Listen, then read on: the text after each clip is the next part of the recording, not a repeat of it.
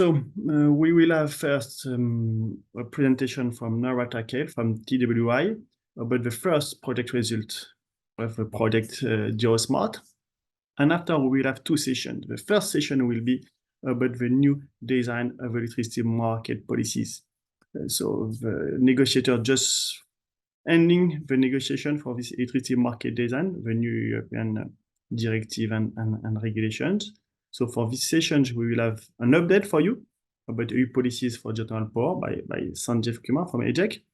After Emile Martini from EGEC will also present you the market for electricity and for geothermal electricity in Europe and the competitiveness of geothermal power technologies. To illustrate that, we'll give the floor to Dario Bonciani from COSI to present the case of Italy. The second session is to say, okay, geothermal, we know it's the best baseload technology, but how can we fit also with a more flexible markets? How can we have flexible generation? It's the topic of GeoSMART. So the second session will deal with geothermal flexible technologies. For that, we have three presentations. One about one solution developed by Fraunhofer, the geothermal flexible solution. It will be presented by Shab Rouhani. Secondly, we'll have the case studies of an hybrid energy plant, and it will be presented by Metu, by Bertuk Selevi, how they do that in Turkey. And last but not least, we'll have a case of Belgium, how also these flexible technologies with geothermal are did with a partner Vito, and it will be presented by Wilfried Béraud. We plan to conclude that with a Q&A sessions a bit before 12. So now it's my pleasure to give the floor to Namrata. So for the first presentation, to give you in 10 minutes a bit the first project results of GeoSMART. Namrata, the floor is yours. Thank you. Thank you so much for hosting the webinar, Philippe, and thank you to your team. And welcome all to this webinar where we will be presenting, as Philippe said, some initial results from the project as well as some other discussions with respect to the geothermal. So my name is Dr. Namrata Kale. I work at TWI Cambridge, and TWI is the coordinator of the project GeoSMART. So just to give a little bit of background on what this project is about. So GeoSMART was submitted as a project proposal, which was about an EC call about renewable technologies for combined heat and power. And in response, the GeoSMART project is working on technologies for geothermal, enhancing its competitiveness in smart and flexible operations. So we are looking at innovations with respect to organic Rankine cycle, cooling system, thermal storages, as well as scaling. So who are we? So GeoSMART Consortium is made up of 19 partners, which include geothermal operators, like BNI and Zolu and Vito. We also have RTOs like ourselves, SMEs, universities, and research organizations. So all these 19 partners spread across UK and Europe are trying to develop together the innovations to make geothermal more flexible and smarter. So what are we looking at as part of this project? So as all of us are aware that geothermal is still poorly developed despite its advantages. And this is basically due to limited flexibility for day and seasonal swings, as well as issues with scaling for high temperature brine. So what are we trying to do as part of GeoSMART as solutions towards these problems? Are looking at energy storage innovations that can help improve the daily flexibility. We are also looking at integration of more flexible ORC solutions for the electricity needs, and also working on innovations to extract heat from brine and removing the scale of formation. So what we are doing here as part of GeoSMART, that we are working with geothermal plants and to develop two variants of the geothermal GeoSMART technology, meeting the different flexibility needs for low and high enthalpy provisions. So in a nutshell, the GEOSMART technology, as I mentioned before, is working on 2 power plants with different enthalpy needs. So we are working with the power plant in Ensheim in Germany, and also working with power plant in Kizildere, which is provided by the Zolu Energy Group. So for these 2 power plants, we are working on tailored variants of thermal energy storage. As mentioned before, looking at flexible ORC, which is currently being implemented on our partner side in Germany. Looking at various cooling systems, which I'll talk a little bit more in the next slide, which is also applicable only to the Ensheim side. With respect to removing the scaling constraints using a retention tank for lowering the reinjection temperature, this is an innovation that was developed for the Zolu side. And in addition to these innovations, we are also working on some software development tools, a suite of tools that can help predict reliable life cycle estimates for performance, OPEX, and environmental risk and impacts.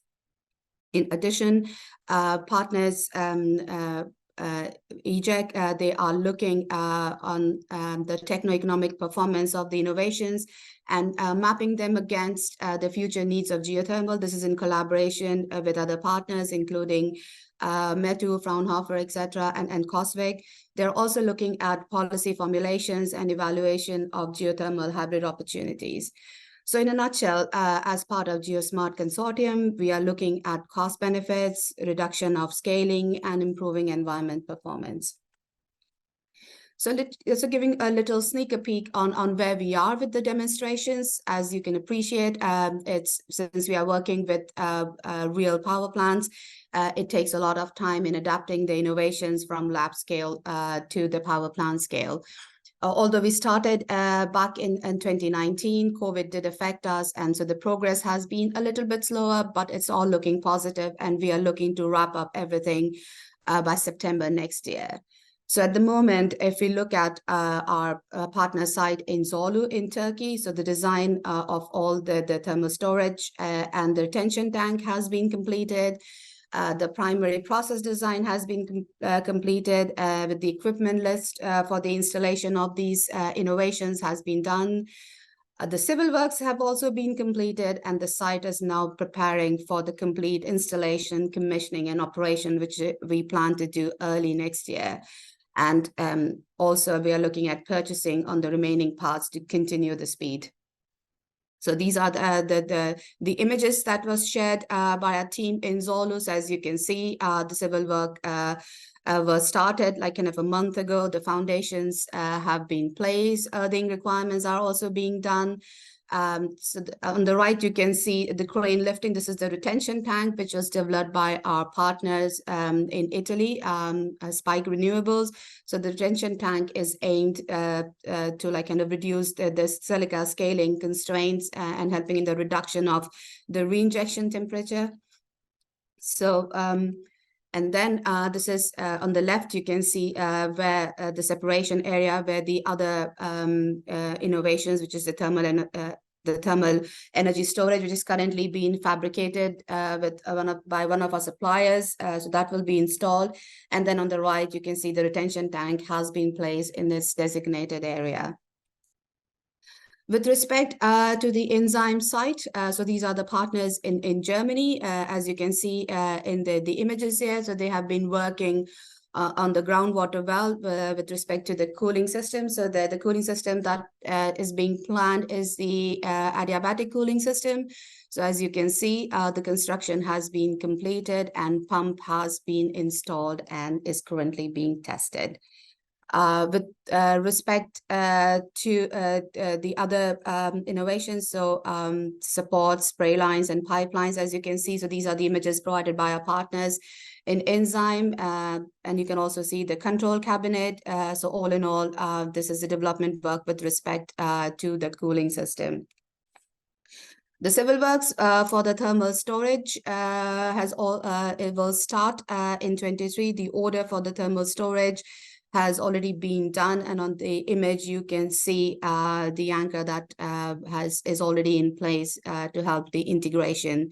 The plan is, again, similar to the Zolu side, integration happens early next year so that we can look at wrapping up everything by September next year.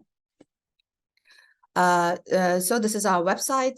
So please do visit our website for latest information. We also do fact sheets from time to time, talking about the innovation and about the other geothermal aspects. And thank you so much, and would like to acknowledge the GEOSMART consortium for the help, and also the European Union Edge 2020 program for the funding. Thank you. Thank you, Namrata. Really clear presentation of the first results. And as you can all understand, the project will end next year in September. So you expect a lot of in 2024 from this side. So thank you. It will be a good introduction to the topic. And now let's start the session on policies, because as you know, the electricity market is really influenced by regulation and policy. So I will give the floor to Sanjeev to give you the update on European policies for geothermal electricity. Sanjeev, the floor is yours. Thank you very much, Philippe. I'm just sharing my screen now, if you just bear with me for a second. Again, congratulations to you and the rest of the project team on this, GeoSMART being one of the most critical projects that we have over the next couple of years when it comes to setting the policy agenda. So I will briefly take you through the reform of the electricity market, a critical part of the policy architecture around which geothermal power has an important role. I think there's a couple of things that are worth laying out from the outset. My other colleagues will go through in a lot more detail around the market situation for geothermal. What you can see in building on Namrata's point is that whilst geothermal has been a niche, what's happened over the last couple of months, particularly as energy security has come once more onto the policy radar, is a renewed emphasis looking at geothermal across the board. So geothermal power, heating, cooling, and storage. And what you can see is there are new countries that are coming into this space, all of which are having multiple drivers for their entry into the market. But it's worthwhile pointing out over and over again that the resource efficiency of geothermal, and this is one of the critical things that's been picked up. There is now a constraint, or we expect to see more and more constraints on materials. And the material efficiency and the resource efficiency of geothermal really is becoming one of the strongest selling points during the political discourse. And the example that we were using, and the example that was picked up quite a lot by policymakers, was what happened in Croatia with the installation of the very first geothermal power plant a few years ago.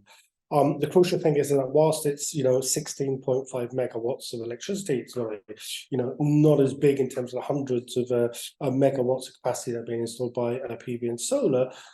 It produces much electricity as all of the PV installations in Croatia in 2020.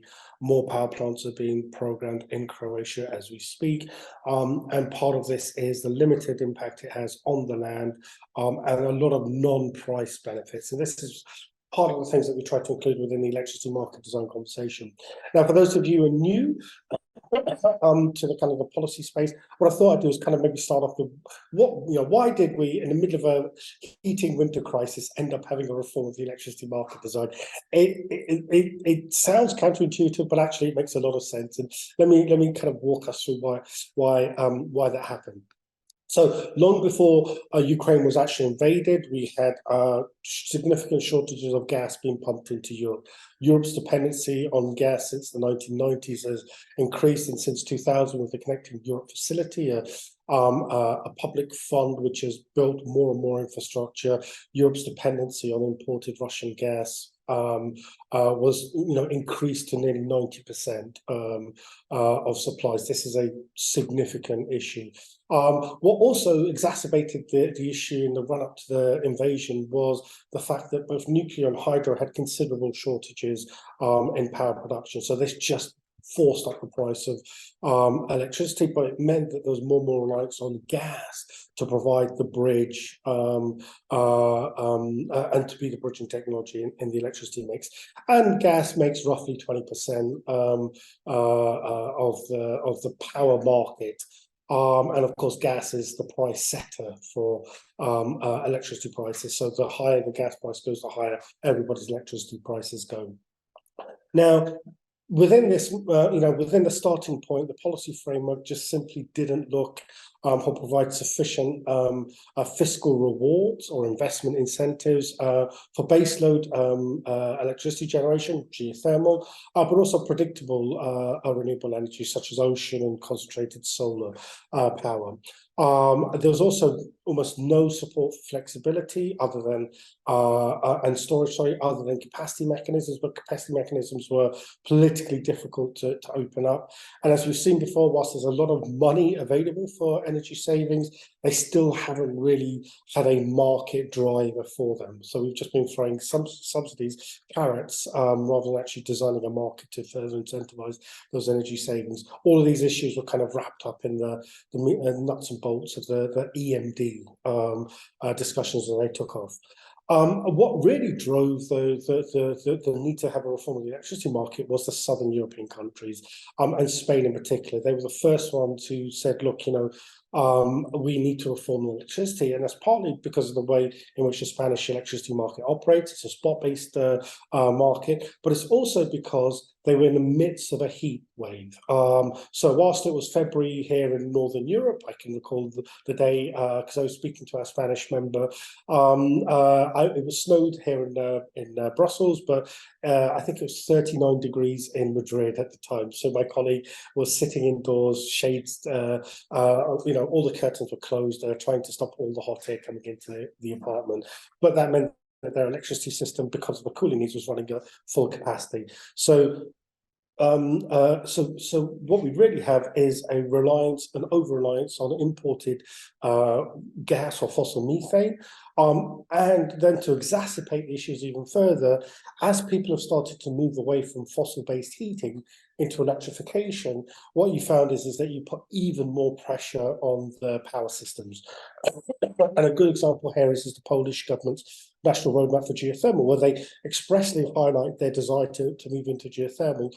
Not so much for climate and energy reasons, but because they want to take the pressure off of the power sector. So you can go through that quote yourselves later on. So within this whole space, there are a couple of kind of key reforms that were made, but there are two in particular that dominated the whole discussion. The first one was around contracts of difference, which is the new way in which governments can publicly finance and support new power construction and support for flexibility and energy savings or demand-side management.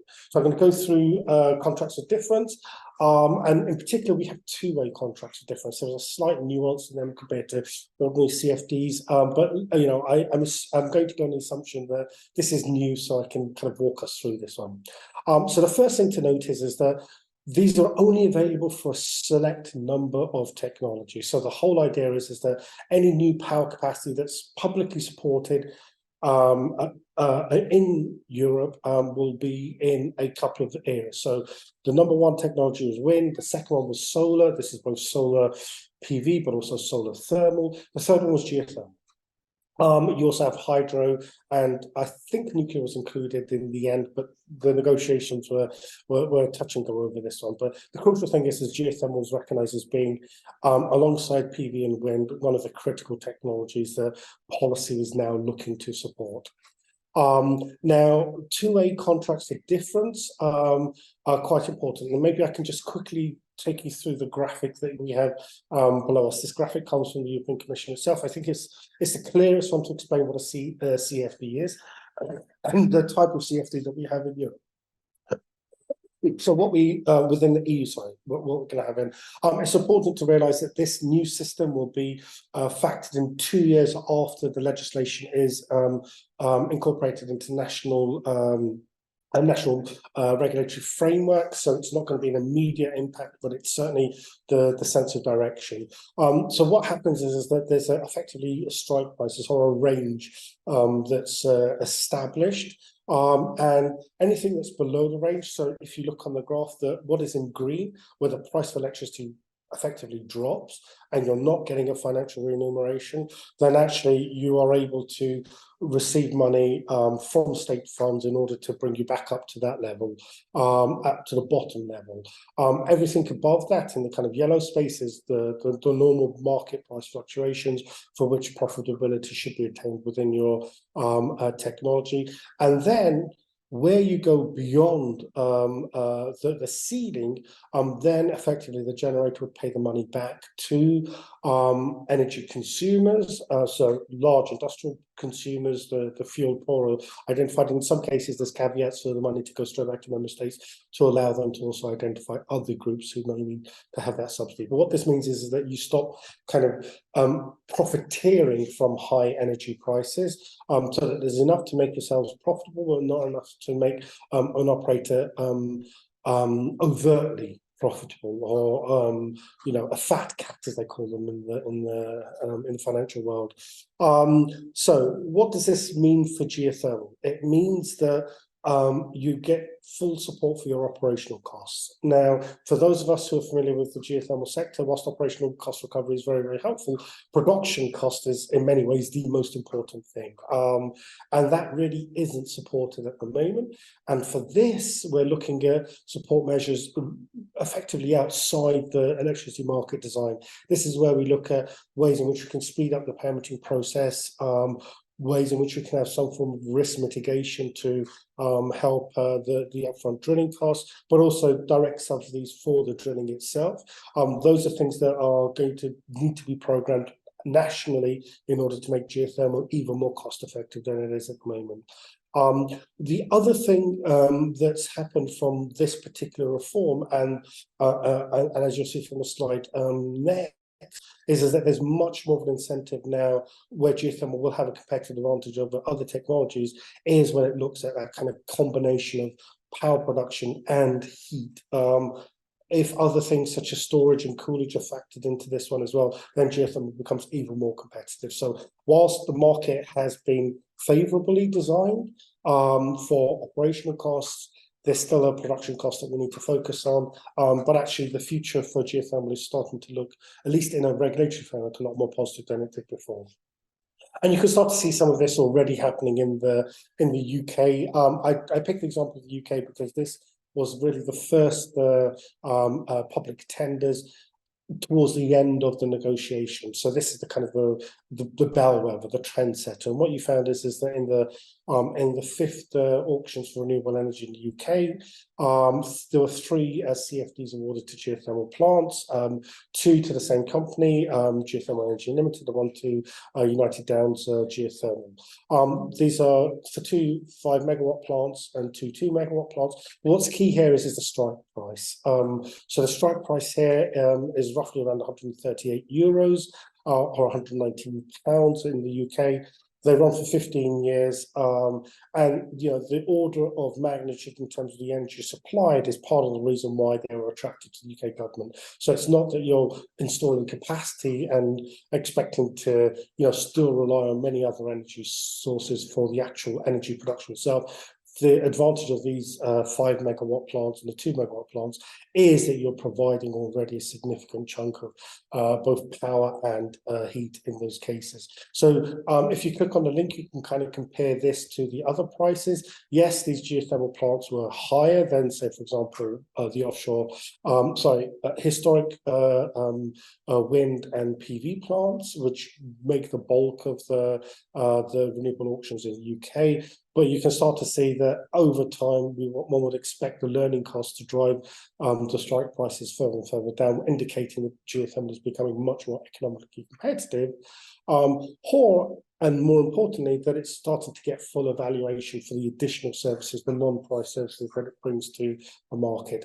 And that was really one of the things that we focused on when we looked at the reform, was, and as part of the GEOSMART project, was not just the price of electricity that's produced to the grid, but actually some form of remuneration, for the non-price services. So geothermal provides grid stability, storage, flexibility has been demonstrated by our partners in the GeoSMART project. And all of these things need to be much better reflected in the prices that were installed. Now, there are some financial incentives which are programmed in through the EMD, and we expect over the long term, once they're better organized and fit into national regimes, that it will support much more development and much more favorable conditions for new geothermal power.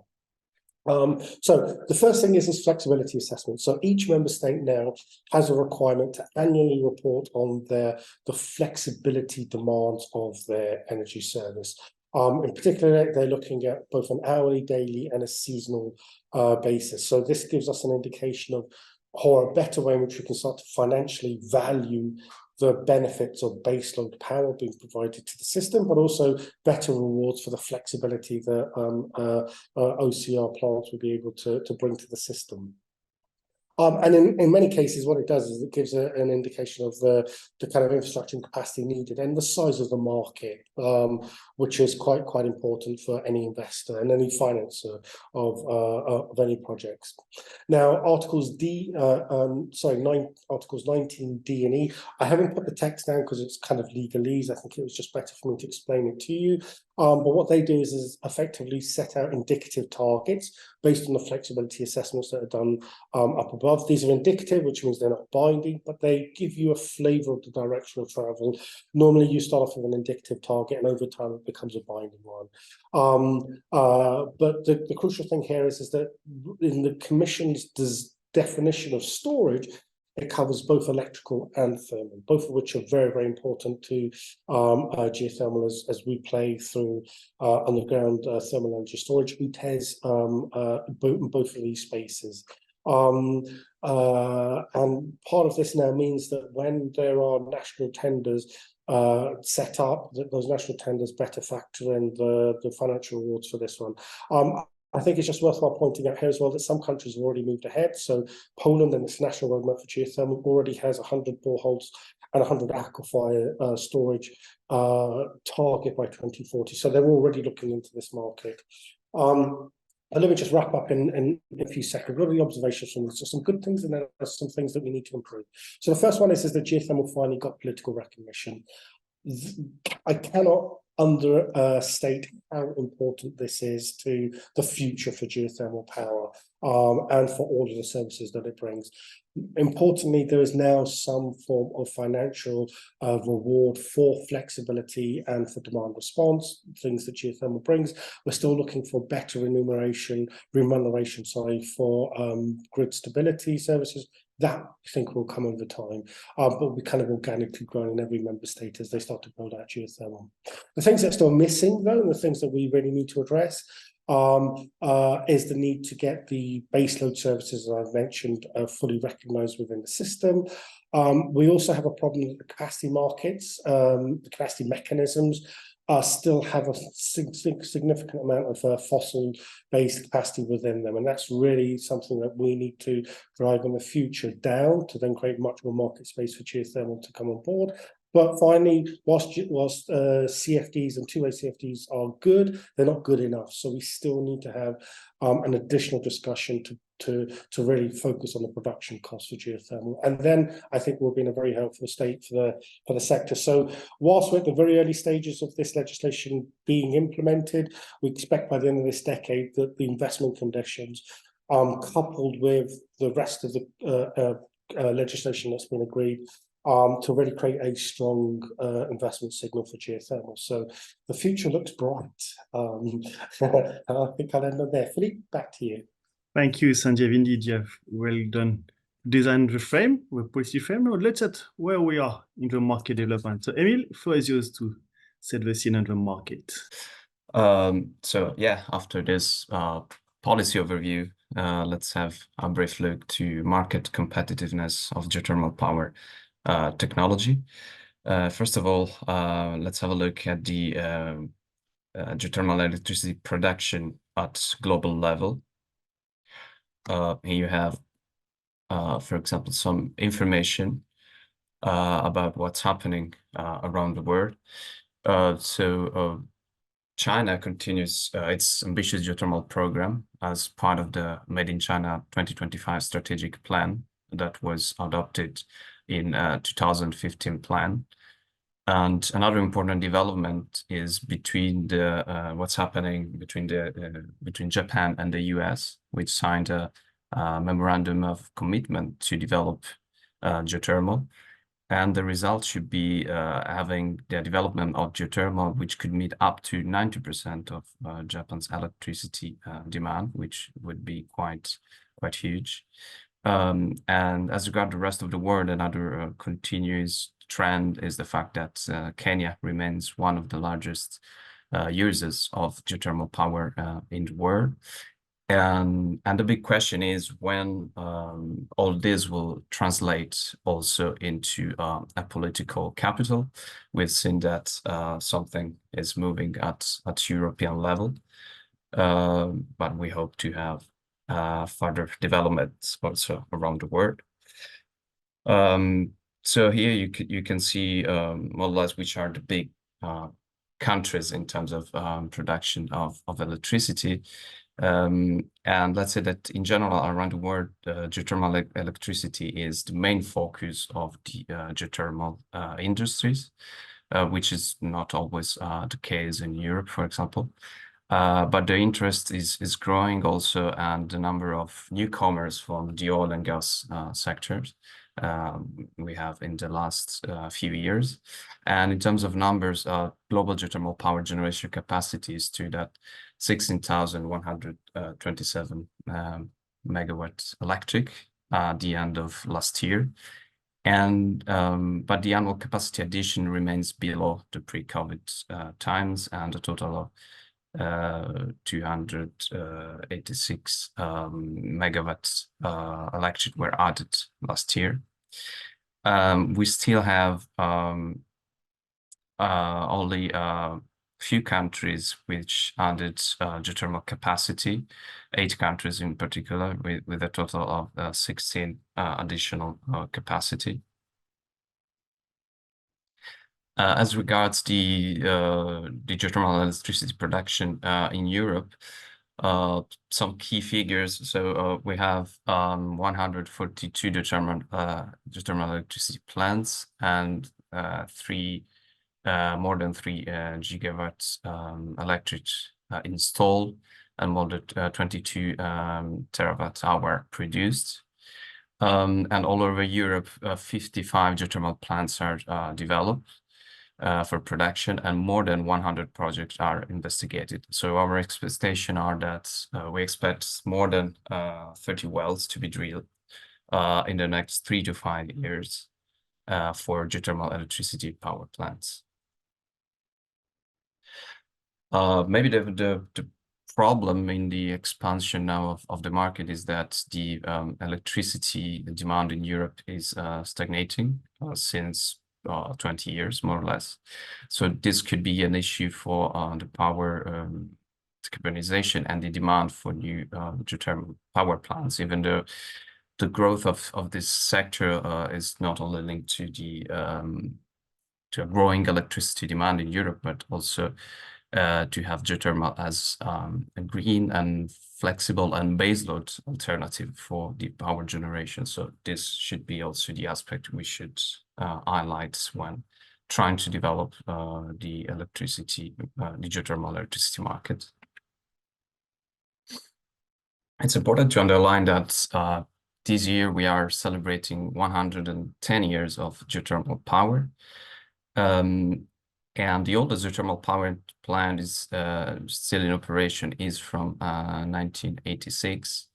So it's almost 40 years, and this is another thing to underline in terms also of comparison with other sources, and this kind of non-price criteria that should be underlined, also because in some statistics, for example, geothermal generation is taken into account as having plants that are that can produce only for like 20 years, while we have already a lot of statistics that demonstrates that several plants, for example, we have 21 power plants which are more than 25 years old, and 53 that are more than 15 years old.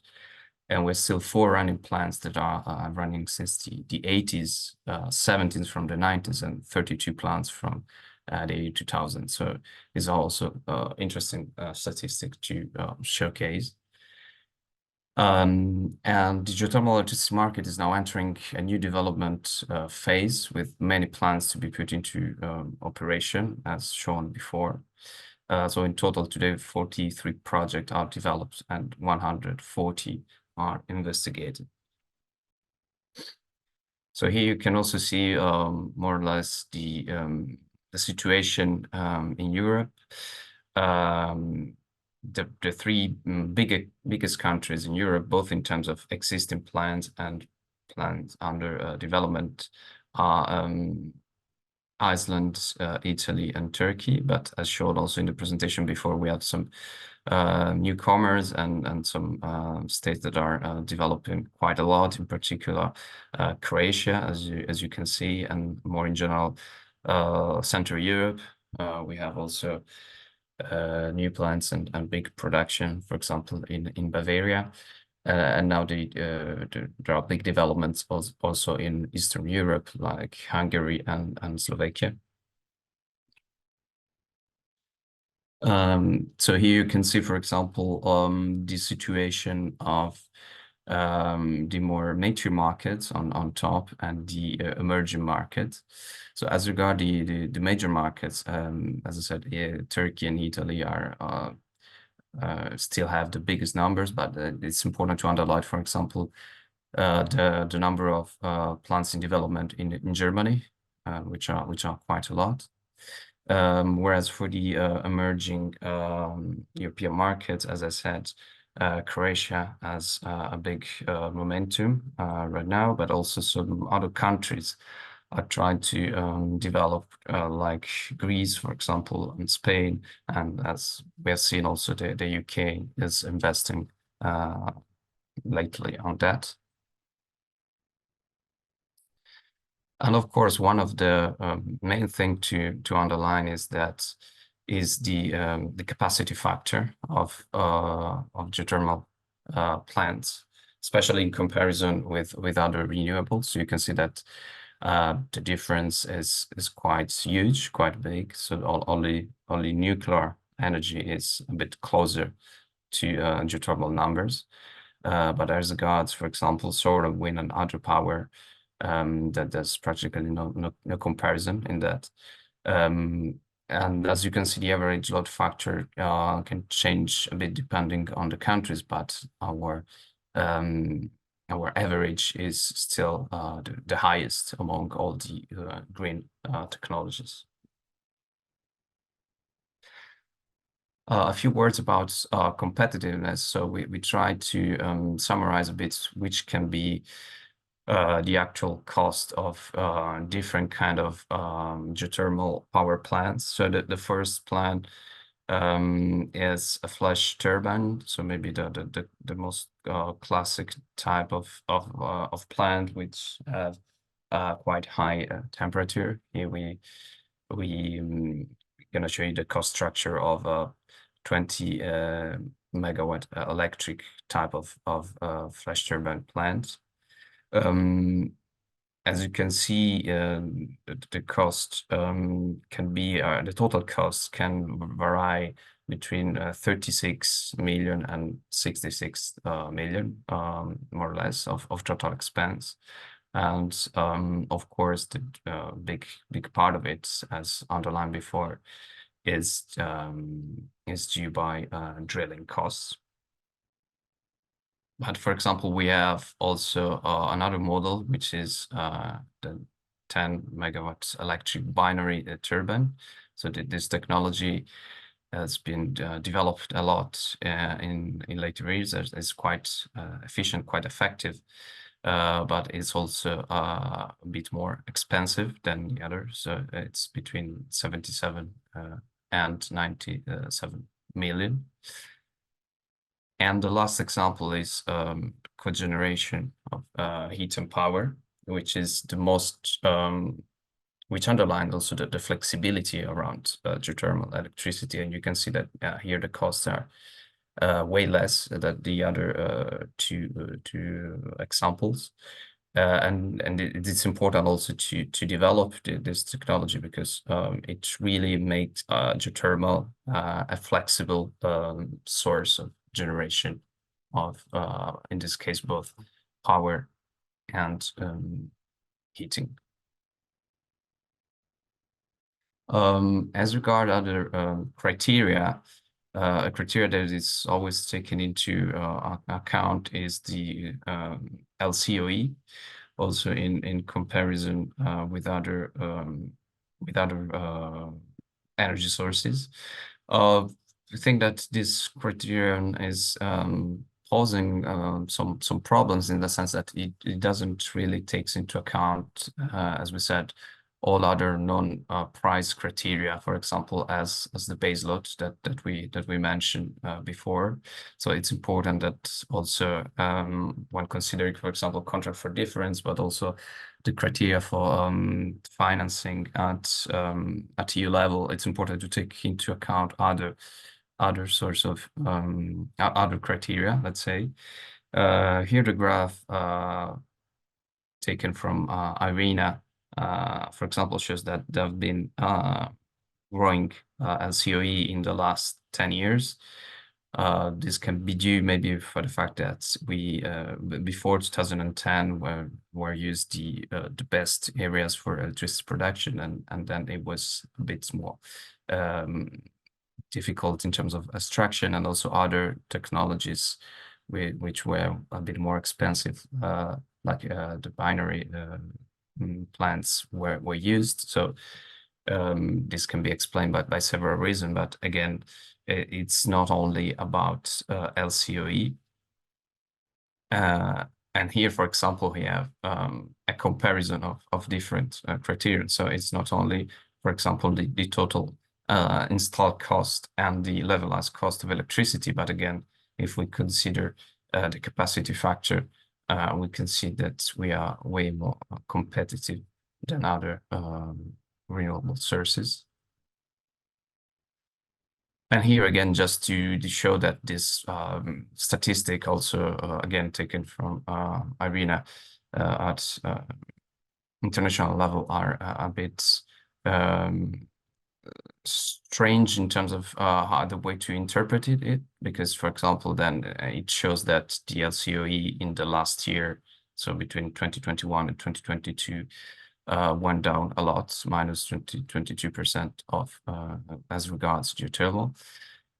This can maybe be explained by the fact that only few new plans were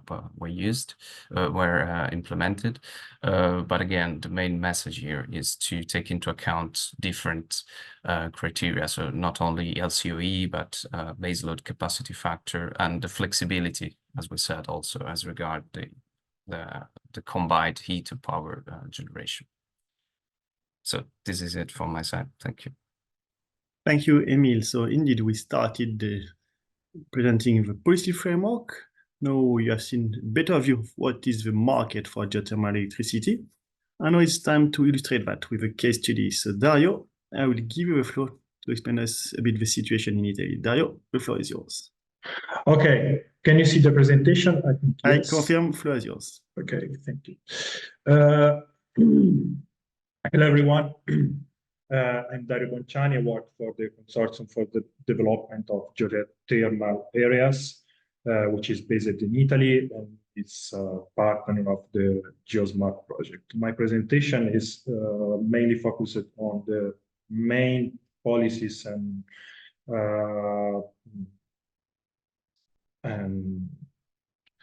main policies concerning the geothermal energy and the geothermal power production in Italy. And the main policies, main measures concerning the electricity market, and how in Italy we try to face the flexibility, to improve the flexibility of the electricity grids at national level. Okay.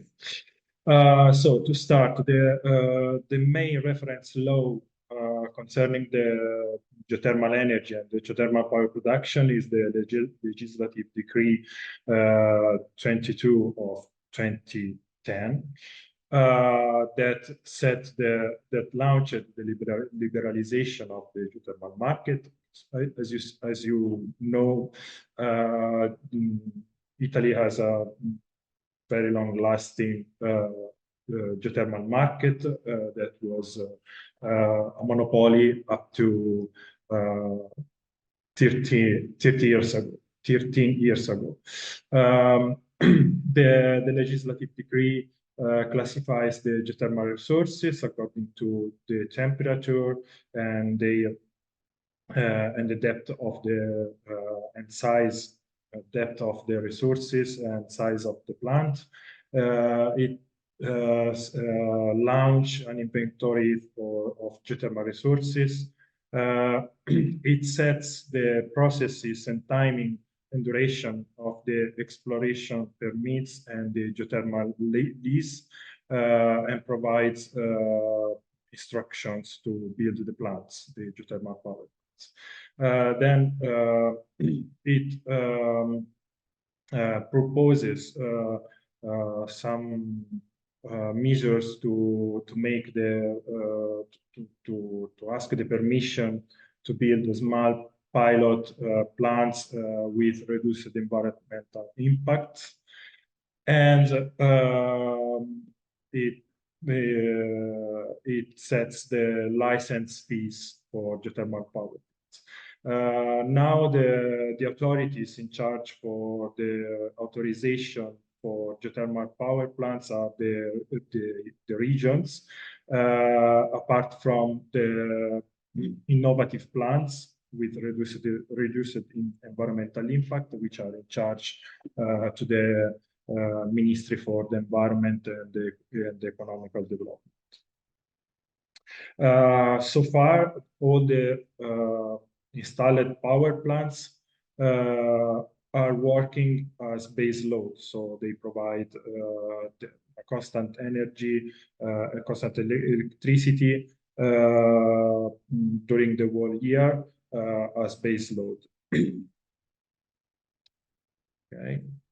Now the electricity market. The electricity market, as the colleagues from the previous presentations said, are facing the electricity market in Italy is facing some challenges, because there are changes in consumptions. There is a decrease of the installed thermoelectric capacity, which provides constant energy to the grid, and there is the increase of non-programmable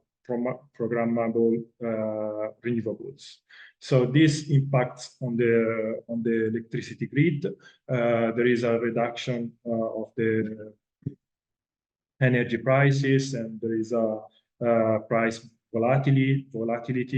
There is a reduction of operating hours, and then it's economically unsustainable to continue operating the thermoelectric capacity. But in any case, it's necessary to keep the capacity in the electricity grid and to have backup plans. And to date, all the critical issues have been addressed with the adoption of short-term measures. But some tools are necessary to face next challenges that the grids will face in the future.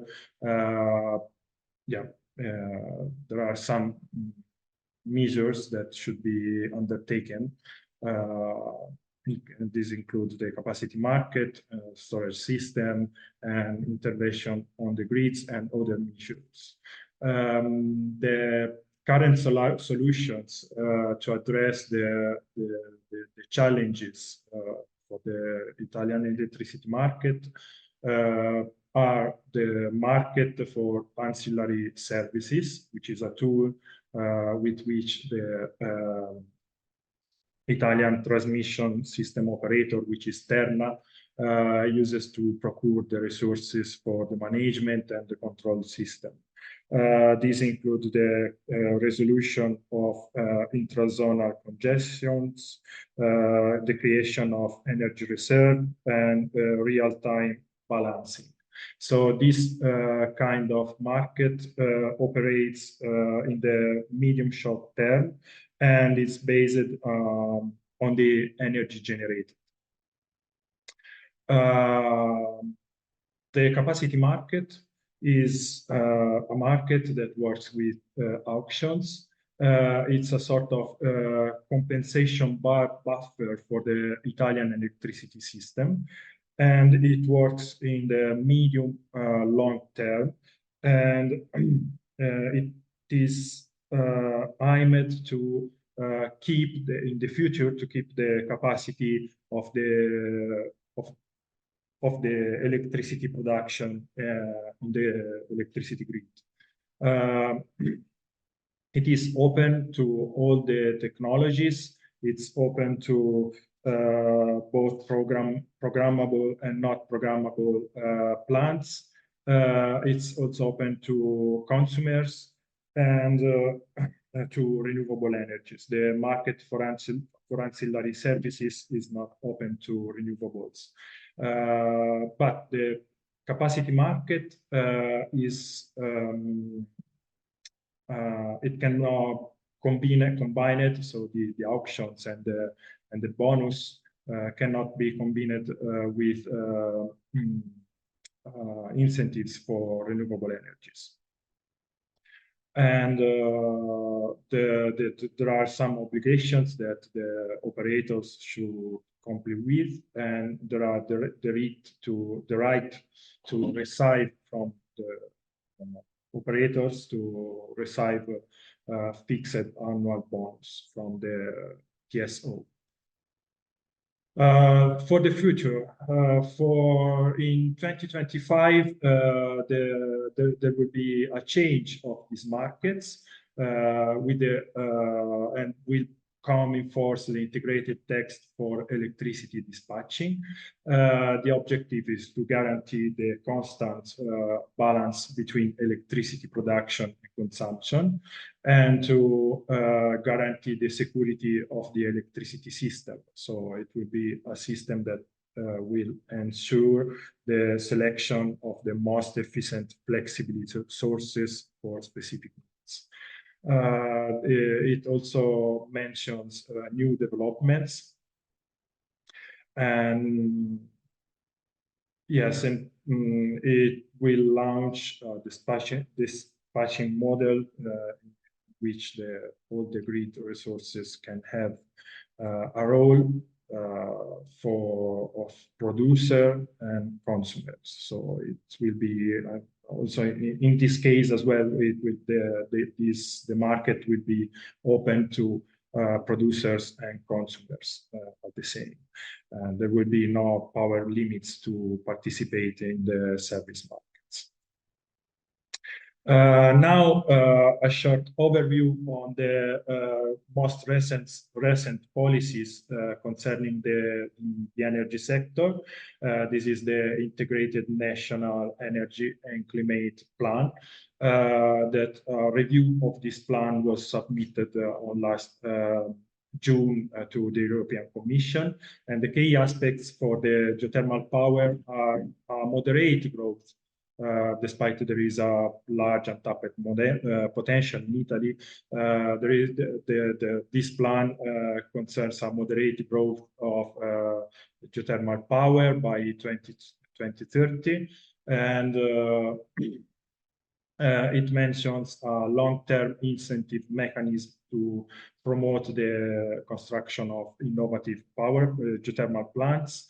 So far today, there are no incentives to new geothermal power plants. We are still expecting a new incentive scheme for innovative geothermal power plants. The geothermal energy is considered one of the renewable resources within the priority technology areas for the Italian research system. It's a positive aspect. There is a focus on the promotion of the geothermal supply chain. And but geothermal energy is not included among the technologies that can improve the flexibility of the electricity grids. Concluding, during the 2023, we conducted a survey among the most relevant geothermal stakeholders in Italy. And one of the questions that we asked was concerned the flexibility and the rule, the perspectives that have on the rule that geothermal energy can have towards the flexibility of electricity grids. The economic concerning the economical aspects, they answered that we should well verify the economic sustainability of the flexibility for geothermal plants compared to the base load use and to the natural gas, because maybe in some case the natural gas can be more competitive than geothermal, and the use of and they said that the use of turbo gas plants can increase the flexibility, but at the same time it can result in more charges on the system and higher energy bills for users. Then there are technical aspects that should be addressed, but these aspects are addressed by the GEOSMART project. And then they also answered, they also give answers concerning the possible incentives to support the meters for flexibility. These concern the incentives to recognize that geothermal is at the same source of electricity and heat, and it can be used to stabilize the electricity grids. So it's one of the few renewable energy that can stabilize the electricity grids. And this should be recognized with incentives. It is necessary to award the capacity provided by geothermal, and incentives there should be incentives for innovations and innovative storage systems that can increase the flexibility of thermal energy storages. And incentives are also necessary for combined heat and power production with renewable energies in general. And this is more related to the first points that I described before. Okay, this is all from my side. If there are questions, let's ask me now, later, or by mail. Thank you. Thank you, Dai. We are running a bit late, so I suppose we can continue to do the Q&A in the writing mode because many people are using it. So now we start the second session. Is about technologies, the geothermal flexible technologies. So the first presentation is from Shabab from Fraunhofer to present its first result on flexible solutions. So Shab, floor is yours. Okay, thanks, Philip. Hello, everybody, and welcome to my presentation.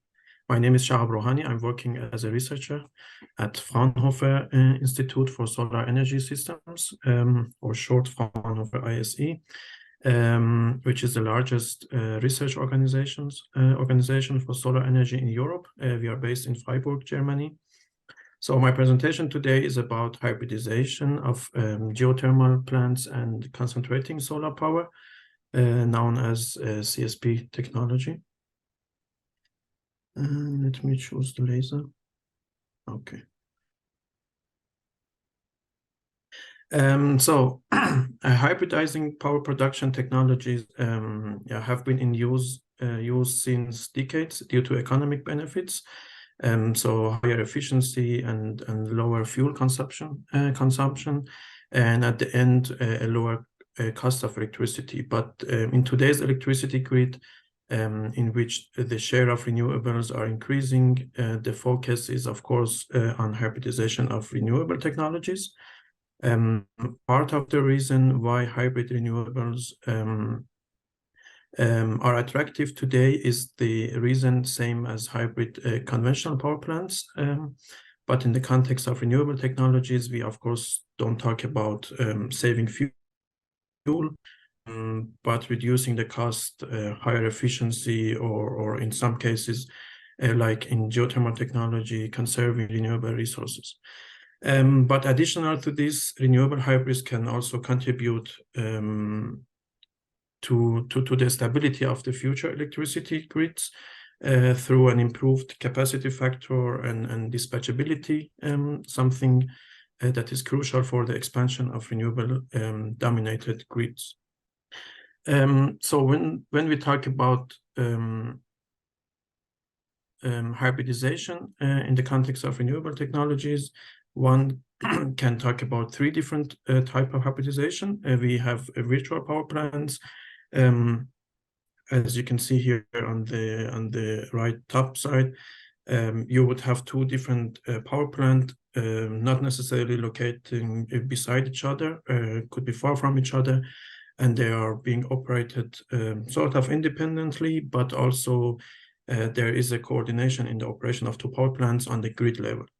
Then we could have plants where you have two renewable energy technology plants located close to each other or next to each other and share some infrastructure like the grid connection, transformator, and so on.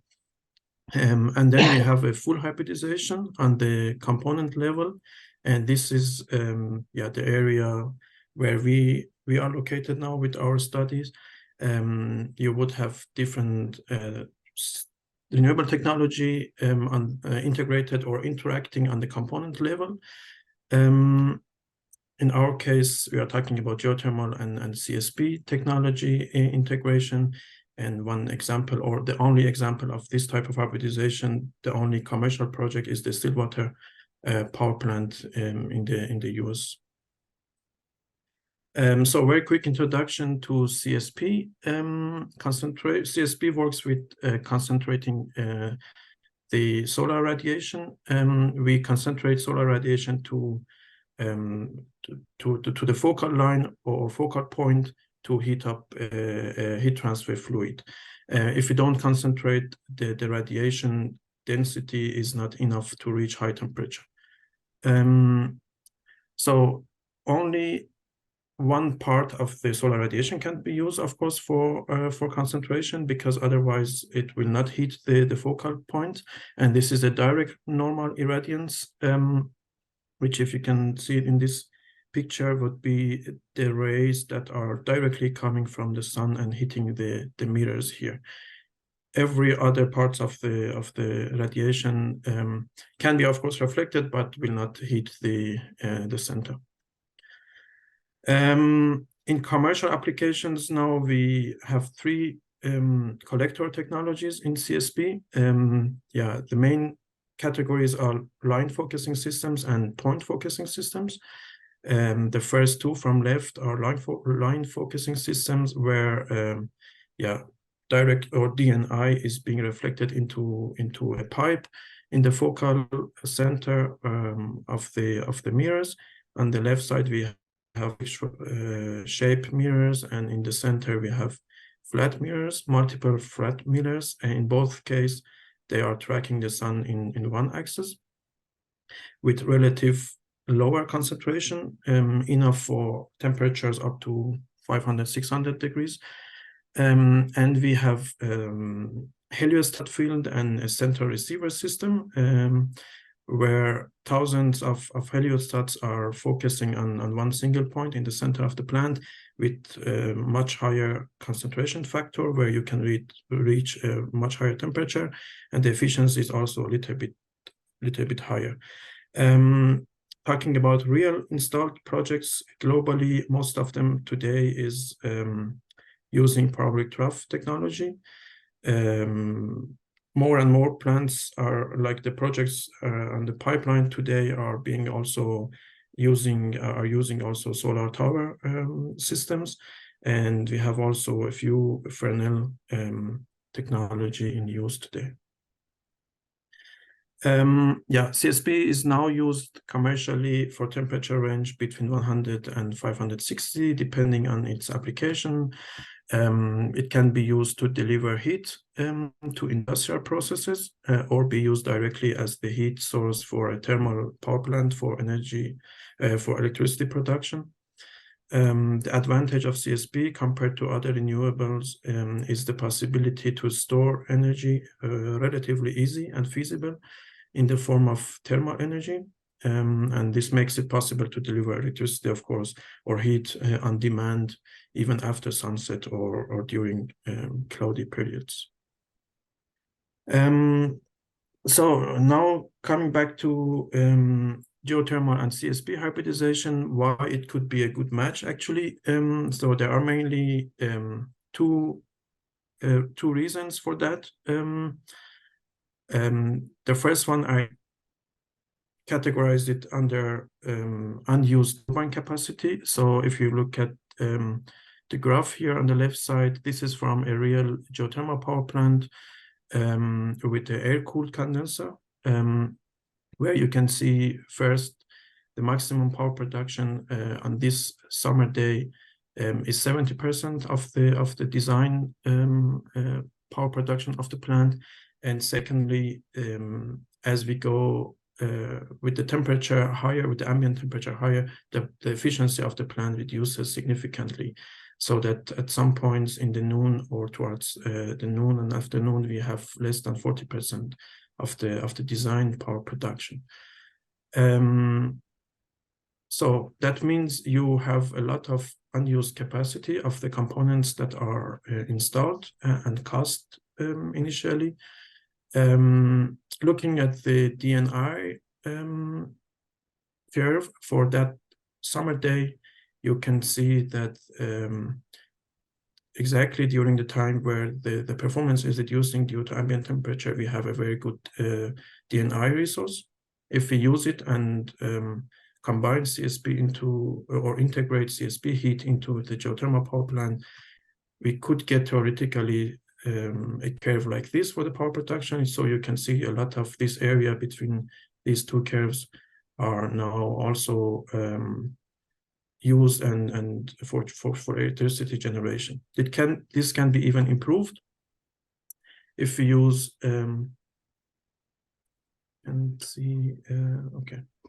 if we can use CSP storage, a sort of thermal storage, so we can also use the heat from storage during the night and late afternoon and bring the power production really back to 100% theoretically.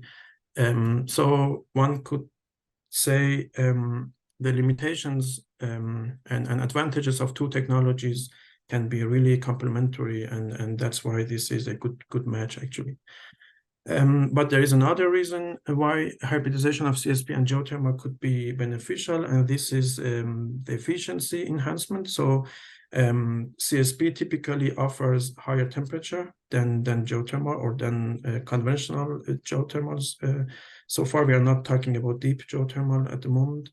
And if this higher temperature can be integrated into geothermal and increase the temperature of the steam going to the Rankine cycle, that could improve the efficiency. So you're looking at the graph here, you see how efficiencies can be increased if you increase the heat source temperature.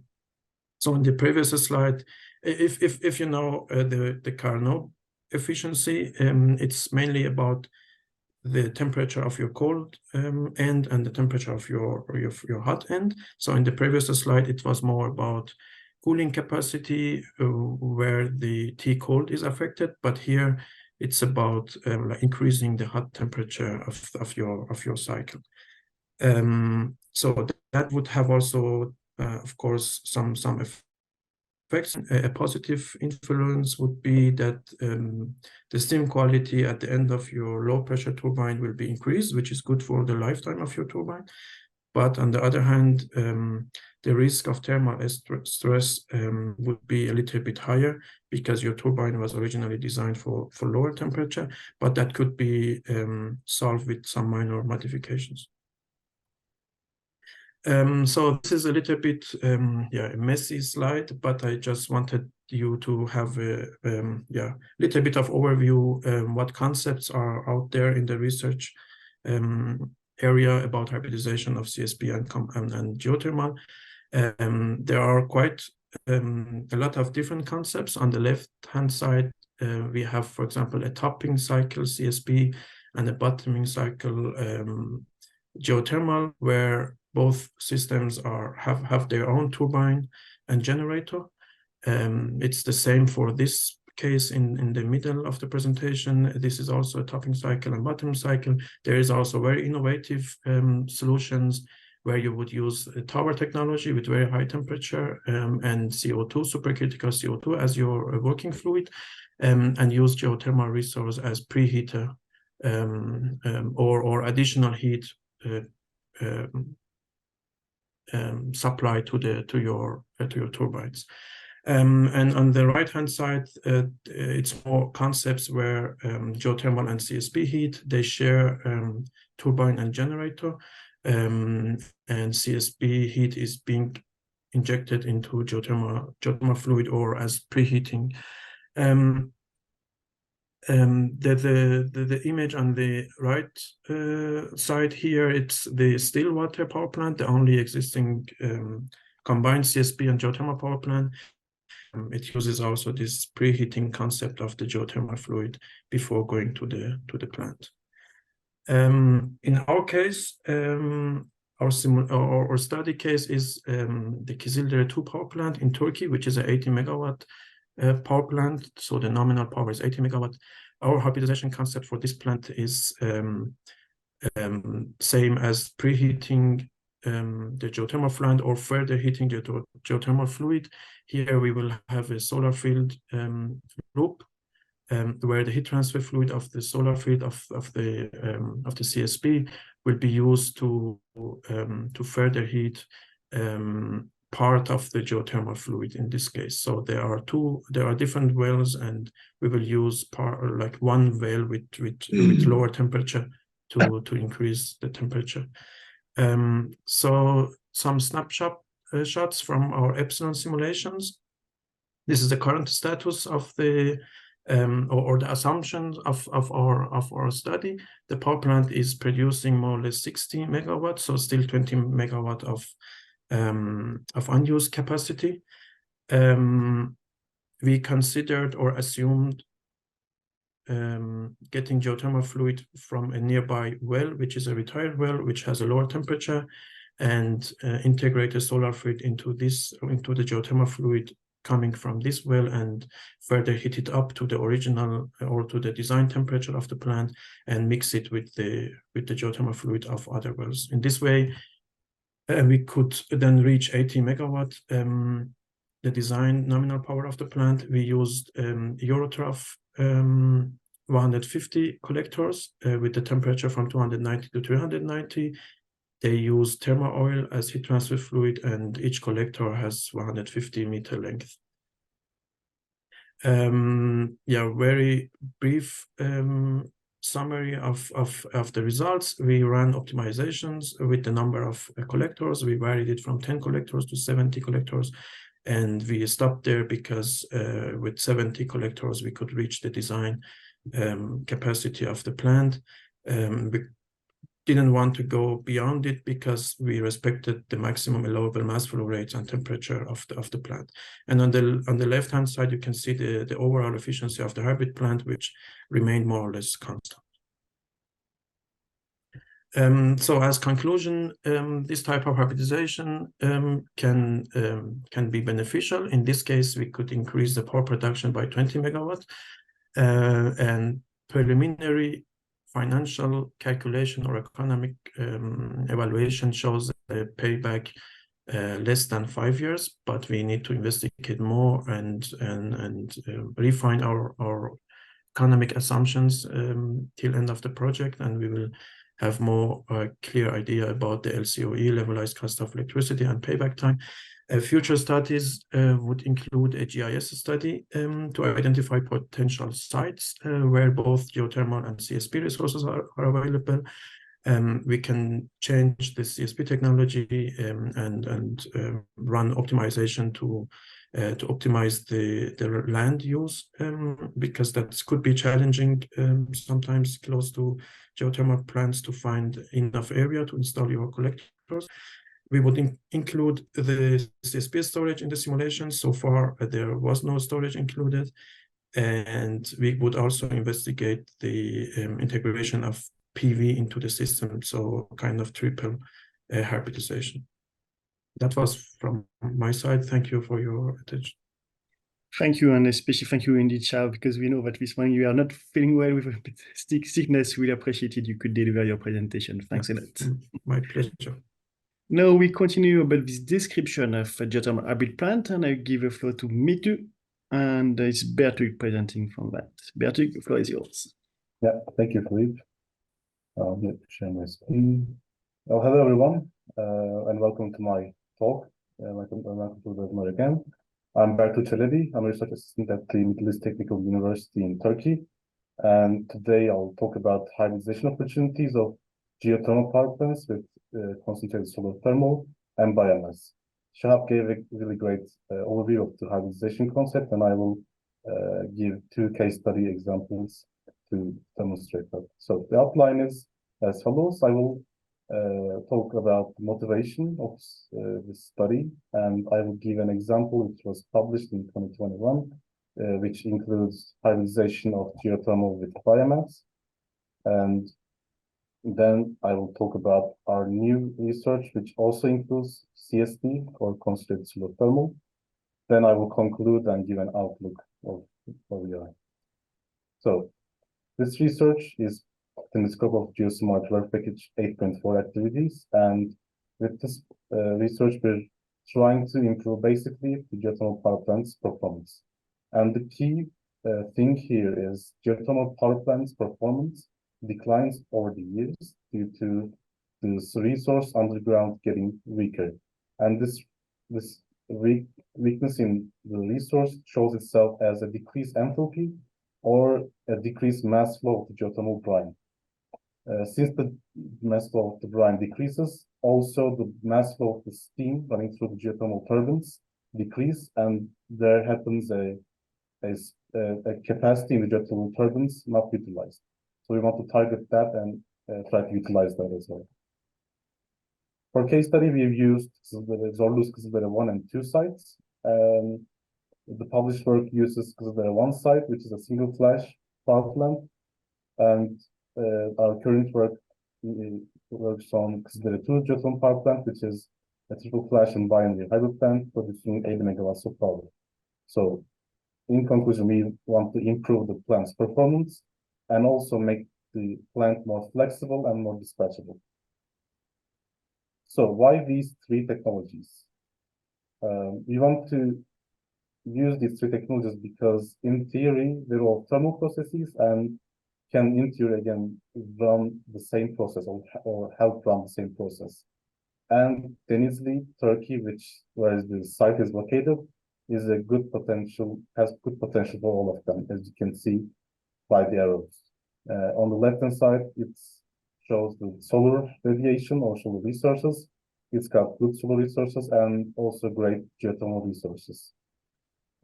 Also, the biomass resource in the area is all the residue that we use, which is abundant in the area and has high calorific values, producing decent amount of energy. So our published work on this is in 2021, which includes a biomass-driven topping supercritical CO2 cycle, with a geothermal bottoming cycle. And this power plant is using Kızıldere 1 at its typical performance value.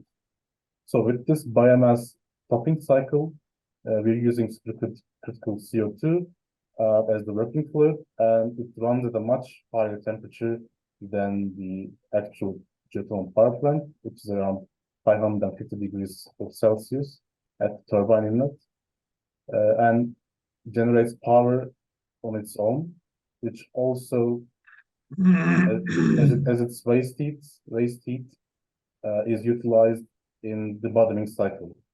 The way to do that is with its waste heat of the topping cycle, we generate additional steam mass flow and use that in the unused capacity of the existing power plant.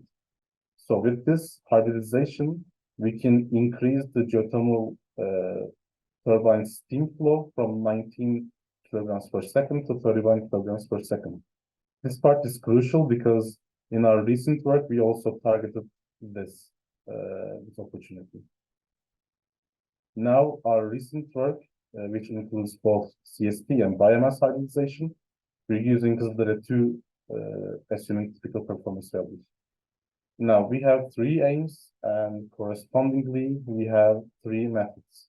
The first is to increase the geothermal power plant output, and for this, we want to utilize the excess capacity in the turbines and add additional steam flow into the geothermal turbine. The second is to make the system more flexible. To achieve this, we want to utilize the flexibility gained with CST and biomass and incorporate them together to make it more flexible than only biomass or only CST. The third is increase the dispatchability when the demand is high. Geothermal power plants are great, offering baseload power. When it comes to dispatchability, they lack the flexibility to be dispatchable. And to overcome this, we want to make the biomass combustion variable according to the demand. But this is future work, or let's say current work. To do this, to do all of this, we want to utilize another topping cycle, which includes CST and biomass at the same time. And with its waste heat, we want to generate additional steam mass flow, then feed it into the geothermal turbine, thus utilizing the excess capacity in the turbines. So with this, we also save on the equipment cost by sharing equipment, such as the turbine or the coolers. And since the resources are available at the same location, we can, in theory, build this hybrid plant at this site. Now, some results that I want to show you of our recent work. On this plot, you can see on the left-hand side the additional power produced by each component. This means the additional power gained by our hybridization work. And on the right-hand side, we can see the power produced as a whole, which includes the existing geothermal power plant. So this starts with 8 megawatts, which is assuming typical performance values. So utilizing the excess capacity in the geothermal turbines, we can produce during the day around 3 to 4 megawatts of power.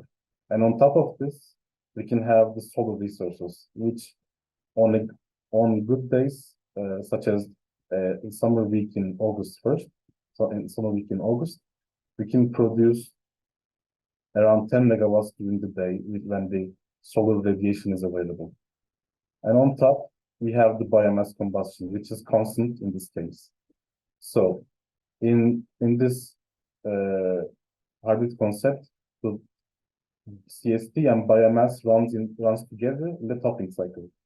And our CST resource, as Shahab explained, is parabolic trough collectors. And for biomass, we're using olive residue combustion. And now, for this case, it's constant, but it will be variable later to meet the demand better. And as a whole, these two make up the topping cycle, which produce around 20 megawatts of electricity, as you can see, 20 megawatts of power. And its waste heat is utilized in the geothermal power plant. So as a whole, these two, if we add topping cycle and the bottom dark brown line, we can see the additional power gained by this hybridization rate. Or if we clear up this plot better, show you, we're producing in sunny and clear sky conditions more than 20 megawatts of additional power, and also using the excess capacity of the geothermal turbines. So in total, we are able to utilize the capacity of the geothermal turbine, add additional power, and make the system more flexible. So our conclusions are, we've shown you two hybrid scenarios, one with biomass only, and the other is geothermal CSD and biomass. And we can increase the geothermal capacity by 20% by utilizing the capacity. And this topping cycle with CSD and biomass can produce 20 megawatts of power, and its waste heat is not is utilized in the geothermal power plant. And hence we have increased flexibility by CSD and biomass variations. On the right-hand side, you can see the summary of the overall plant. And outlook, or what we're working on currently, is to improve this hybrid model by adding variable biomass combustion for when the demand is high and the power plant lacks to meet them. And we're also going to have a detailed techno-economic analysis to show the LCOE and show the feasibility of this plan. Thank you, everyone, for your attention and listening to me. If you have any questions, you can contact me or you can ask directly to the channel. Thank you. Thank you, Bertie, for your presentation. Indeed, it completed well what was presented before by Shab, so we have better understanding of these hybrid possibilities. As you mentioned, all results will be shared at the end of the project, also in 2024. So now it's the last presentation of the day, but not the least one, from Wilfried from Vito, to say a bit what happened in Belgium. So Wilfried, the floor is yours. I will, through this presentation, present you actually the situation in Belgium, knowing that the geothermal industry here in the country is actually at a starting phase when we have to compare the situation with other countries like Italy and Turkey. But still, it is necessary for us to have a full overview, a high-level overview of the situation in the country. So basically, I'm Wilfried Béraud. I come from the oil industry. I have joined Vito, the company located in the Flemish part of Belgium, in order to contribute to the growing momentum of the geothermal energy in the region of Belgium. And well, I also come from a place in the Caribbean with very high geothermal enthalpy. So it is quite different of the situation here in Belgium, where the geothermal potential is very low with a regular geothermal gradient about 30 degrees per kilometer's depth. But actually, what matters is indeed the potential, the geothermal potential. Nonetheless, what is also very important is the product market fit, which means, like, is there a possibility for the thermal output to be used by surrounding companies? It could be heat, for example, during the summer, or cold during the winter. So moreover, worth also mentioning that more geothermal energy is very important in order to lower the pressure on the electricity grids. So can you see my full screen, guys, or do you also have the upper bands above? Okay, I'll continue. Anyways, we see your full screen, yeah. Okay, excellent, thanks. So as you know, geothermal presents a large scale of benefits on different scale. For example, you have it on the economic scale because it boosts tourism, or also the development of green energies or agriculture. It is also a very strategic point because it is available 24/7 all year round. Is based on amount of space, and this is very important in Belgium. Why? Not only the country has a very limited geographical extent, but also we'll see it later.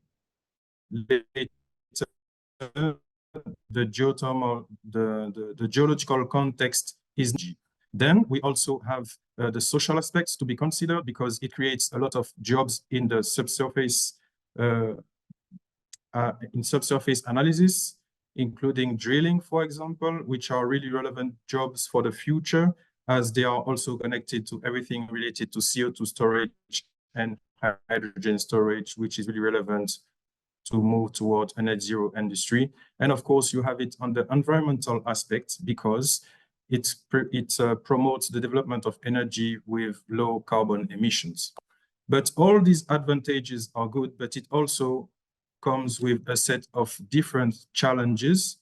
The first one is the one I mentioned earlier, which is the right geological context. There is a need for a geological context, and we'll see it later on the geological map of Belgium, that not everywhere is suitable for developing regular geothermal plant systems. So aside from the right geological settings, there is also something to be considered, which is the fossil energy price, because of course, if you have companies located in Belgium that are used to business as usual, burning gas to run their activities, if the price of the energy is very low, then it's not very incentivizing them to move towards low carbon energy like geothermal. You also have a very important point related to the social acceptance, because geothermal is seen by the population as positive. Nonetheless, it still remains as a black box, because it's not obvious as solar panel or windmills. And people are also aware of the negative aspects that can come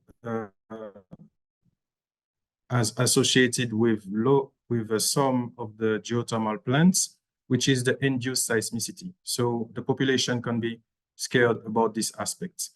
Then you also have the technological maturity, because of course, if the technological maturity level is quite high in terms of developing geothermal plants in regular reservoirs with good porosity network, for example, in aquifers that are in the subsurface. But then when the situation change in tight reservoir, or on the London Brabant Massif in Belgium, as we'll see later, then there is a need for elevating the different TRLs or the different technologies to have suitable fit-for-purpose geothermal systems. Of course, one of the most important points for most of the geothermal plants, the point that is really important is also the CapEx the CapEx investment in order to get the geothermal plants running, and of course, ensure the offtake agreement so that the thermal output can be bought in a stable way by the surrounding companies. So here, actually, we have a short graph coming from Restart Energy. Actually, it shows how the geothermal energy market is supposed to grow in Northern European countries, or even actually all the different European countries. And we could see that part of the pioneers are France, for example, or even Iceland.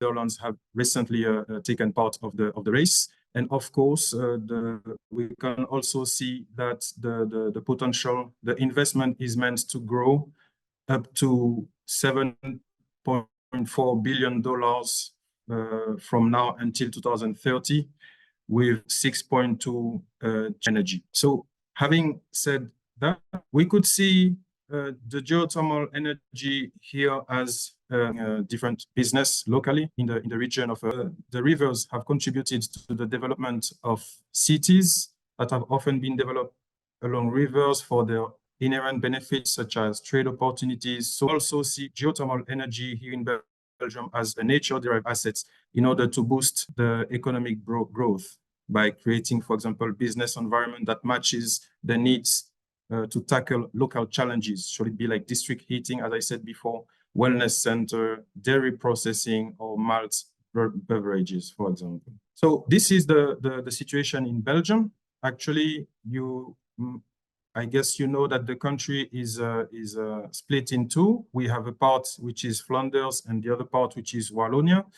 And in the globality of the country, we have 3 different sites, including 2 in Flanders and 1 in the region of Hainaut, where we have geothermal plants. The older being the one developed in Hainaut region in Mons, where we have 3 different single well systems for direct use. It is the oldest geothermal plant in place in Belgium, because the first well has been drilled also in the 70s up to the early 80s.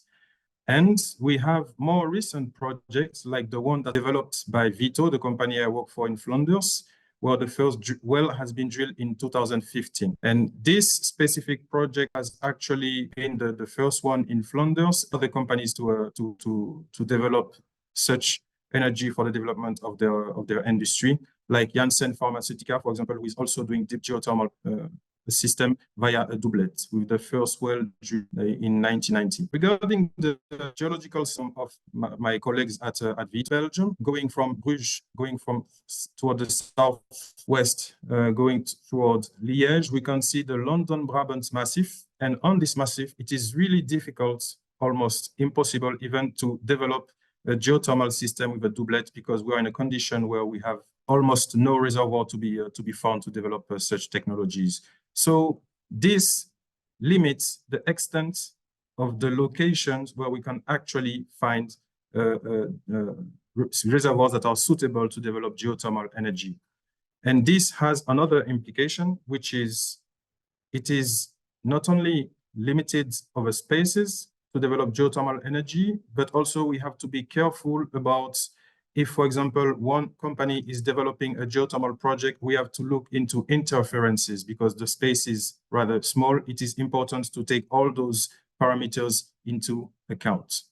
So, as I mentioned, the sedimentary basins are quite limited in geographical extents, but we are also facing the lack of data that are available in order to develop the geothermal systems. And that's why more explorations are required in order to improve the knowledge of the subsurface data, right? So, for example, you can see towards the northeast here, towards the 2 red stars, for example, we see that we have 2D seismic data in this region.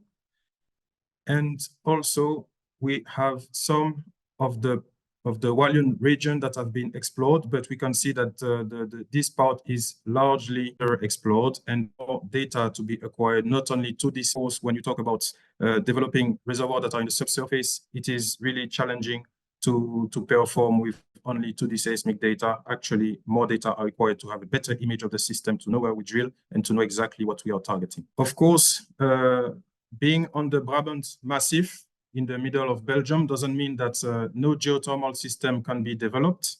Actually, it means that the technology needs to be further developed in order to be able to harness the thermal energy in those sectors by, for example, developing energy geothermal, enhanced geothermal systems, or single closed loop that could be able to harness the energy via conduction systems, for example, with single well technologies. So, all in all, this is a bit the main situation that we have in Belgium. As I said before, the geothermal potential matters. Yes, it is true, but what matters also very much is the capacity or the availability of businesses around that are willing to pay for the thermal output the thermal plant is producing.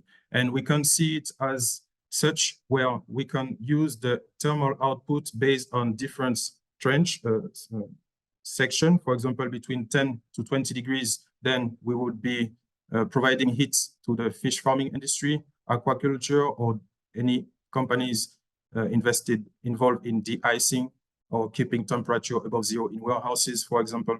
Same with swimming pools or soil warming between 20 to 40 degrees, and so on. For example, we can see that if we reach temperatures between 80 to 100 degrees in Belgium, which is already the case not only in Wallonia, but also in Flanders, then we can think of other type of businesses like crop yield drying. Unfortunately, for the time being in Belgium, we haven't We haven't managed to generate electricity yet, although it is a technology that is currently under development at our facility plant at Balmat. Third is the fact that the technology has not yet managed to generate electricity in Belgium, because for sure there is a need for more capital funds but there is also the following reality, which is like, even with thermal energy, there are a lot of companies in the country that can be covered. So in terms of incentives that are in place in Belgium, it is also a fact that companies can benefit from incentives such as insurance scheme in order to be covered in case of less thermal output than what they have predicted. They can also benefit from the insurance scheme. They can have money back, so to speak, so that they are not facing any big loss because of a failure in the project development. So here, actually, we can see the difference from the thermal output from the geothermal brine. And the idea is to look as, okay, let's say we would like to build a geothermal plant, for example. What are the different companies that could sit around it in order to benefit from that thermal output? And that would secure not only the capex investments, but also the thermal output. So we can see as beneficial for the industry, like dairy processing or soap detergents, or even pulp, paper and pulp production area, like for the development of greenhouse, which is really important in this region. And also in the Netherlands, we have a lot of businesses focusing on that. And also with all that regard, the thermal conditioning of open spaces, especially with district heating, wellness center, or swimming pool, aquarium, etc. So that was the general points I would like to emphasize regarding the Belgian sector.